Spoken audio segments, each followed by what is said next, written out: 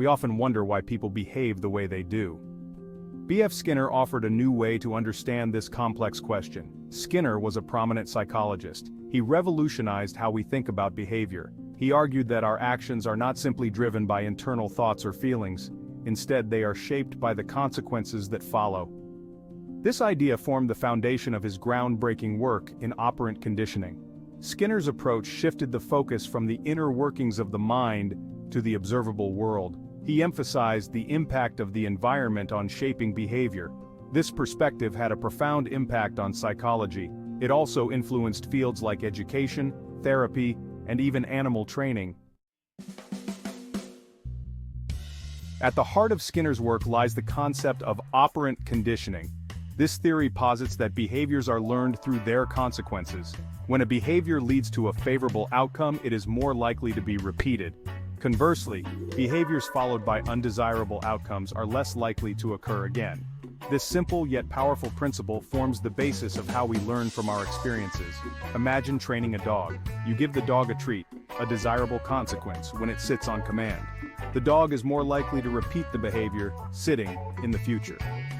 This is operant conditioning in action. The dog has learned to associate the behavior, sitting, with a positive outcome, treat. Skinner identified two key mechanisms that drive operant conditioning: reinforcement and punishment. Reinforcement aims to increase the likelihood of a behavior. It does this by associating it with a desirable outcome. There are two types of reinforcement, positive and negative. Both lead to an increase in behavior. However, they do so in different ways. Positive reinforcement involves adding something pleasant after a behavior. Giving a child a sticker for completing their homework is positive reinforcement. Negative reinforcement, on the other hand, involves removing something unpleasant after a behavior. Taking away a chore for good behavior is negative reinforcement. In both cases, the consequence makes the behavior more likely to occur again. Section 4. Deterring unwanted actions. Punishment. While reinforcement encourages desired behaviors, punishment aims to decrease the likelihood of undesired behaviors. Like reinforcement, punishment can be positive or negative. Positive punishment involves adding something unpleasant after a behavior, for example, assigning a child extra chores for misbehaving. Negative punishment involves removing something pleasant after a behavior.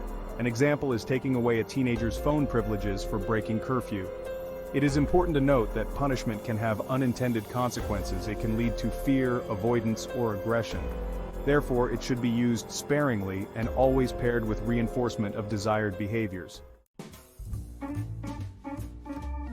Section 5. The rhythm of rewards, schedules of reinforcement. The timing and frequency of reinforcement significantly impact how quickly a behavior is learned and how resistant it is to extinction. Skinner identified several schedules of reinforcement. These range from continuous reinforcement, where a behavior is reinforced every time it occurs, to various intermittent schedules. In fixed ratio schedules, reinforcement is provided after a fixed number of responses. A factory worker getting paid for every 10 items produced is an example. Variable ratio schedules involve reinforcement after an unpredictable number of responses. This is like playing slot machines where the reward is delivered after a random number of tries. Fixed interval schedules provide reinforcement after a fixed time interval. An example is receiving a paycheck every 2 weeks. Variable interval schedules deliver reinforcement after unpredictable time intervals. This is similar to checking your phone for a message, where the reinforcement receiving a message comes at random times. Section 6. Skinner's theories in action. The principles of operant conditioning extend far beyond the laboratory. They have practical applications in various aspects of life. In education, teachers use positive reinforcement to motivate students and encourage learning. Gold stars, praise, and good grades are all forms of positive reinforcement.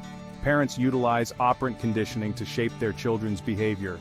They may use timeouts as a form of negative punishment and reward good behavior with privileges. In the workplace, employers use bonuses, promotions, and recognition to motivate employees. Therapists employ operant conditioning techniques such as behavior modification to help individuals overcome phobias, addictions, and other behavioral issues. Skinner's theories provide a powerful framework for understanding and modifying behavior. By understanding the principles of operant conditioning, we can create environments that foster positive behaviors and discourage negative ones.